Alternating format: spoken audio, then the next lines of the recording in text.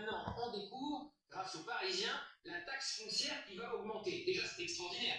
Emmanuel Macron arrive, il dit taxe d'habitation, c'est terminé. Hop, ils ont fait augmenter tout de suite la taxe foncière. Donc l'effet a été nul. Et là, la taxe foncière va augmenter pour près de 7,5 millions de foyers. Et vous savez comment? Si vous avez une baignoire, bah c'est que vous êtes un anti et on va venir vous taxer. Et un lavabo. C'est comme ça qu'on voit. Je vois Eric Tegner qui s'effondre. C'est pas moi. Moi j'ai des Je pense à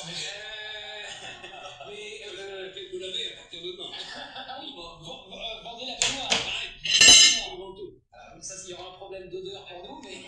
Heureusement qu'il a que de la démarche. Mais vous vous rendez compte? C'est mercredi. Vous vous rendez compte? On va dire aux Français, si vous avez une baignoire, vous allez passer à la caisse, on va augmenter votre taxe foncière. Et il y a plein de critères comme ça. Dans les critères, il y a aussi si vous avez accès à l'eau et l'électricité. On va vivre dans une grotte sans eau et électricité pour pas payer la taxe foncière. Enfin, c'est un truc de taré.